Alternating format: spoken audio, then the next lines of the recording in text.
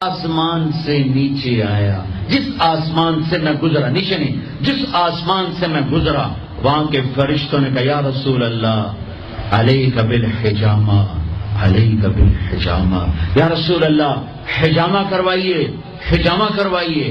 ساتوں آسمان کے فرشتوں نے کہا یا رسول اللہ حجامہ۔ حجامہ کیا ہوتا ہے؟ کپنگ، جس کو آج کل کپنگ تھوڑا تھوڑا ہمارے ملک میں بھی اس کا رواج ہو گیا ہے۔ یہ جتنا ٹاکسن ہے یہ کھال کے نیچے باریک رگوں میں جمع ہوتا ہے، گندا خون۔ میرے نبی کیا کرتے تھے، ایسے کپ ہوتے تھے، وہ تو چمڑے کے ہوتے تھے، تو اس میں ویکیوم پیدا کر کے اور اس کو یوں لگاتے تھے، پھر وہ وہاں جم جاتا تھا اور کھال ابھر آتی تھی، پھر اس کو ہٹا کے وہاں کٹ لگاتے تھے کسی چیز سے، آج بلیڈ ہے، کٹ لگا کر ہلکے ہلکے، پھر اس کو ویکیوم بنا کے پھر یہاں کاٹ دیتے تھے، تو اس سے جتنا گندا زہریلا خون ہے وہ نکل کے اس کپ میں آ جاتا ہے، پھر اس کو پھینک دیا جاتا ہے۔ اس کو کہتے ہیں حجامہ۔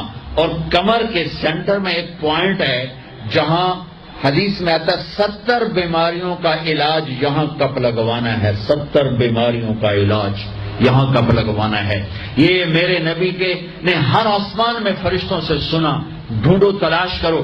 اب لاہور میں بھی یہ سلسلہ ہے، یہ تم ڈاکٹروں سے جان چھوٹ جائے گی اگر آپ نے میرے نبی والا طریقہ شروع کر دیا۔ حجامہ، غذا، سموسے پکوڑے نہ کھاؤ، دہی بھلے نہ کھاؤ، اور یہ ڈرنک نہ پیو، اور یہ روز بروز نہ کھاؤ، غذا سادہ رکھو، حجامہ کرواؤ، تمہیں اللہ بیماریوں سے نجات دے دے گا، تمہیں ڈاکٹروں سے نجات دے دے گا۔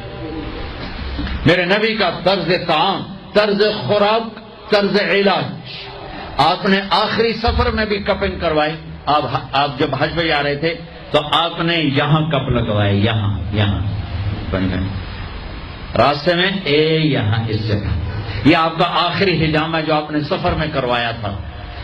تو آپ کی مستقل عادت تھی کہ آپ حجامہ کرواتے تھے، کپنگ، وہ خون نکالتے ہیں، سارا باڈی کا خون گندا باہر نکل جاتا ہے اور پورا جسم فریش ہو جاتا ہے، بغیر دواؤں کے اللہ شفا یاب کر دیتا ہے۔ غذا سادہ کھاؤ، رات کو جلدی سوو، صبح جلدی اٹھو۔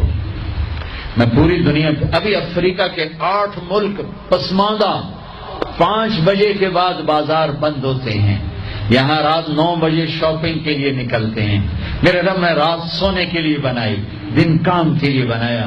اتنی نحوست ہے کہ 12 بجے تک بازار نہیں کھلتے، 11 بجے تک بازار نہیں کھلتے۔ میرے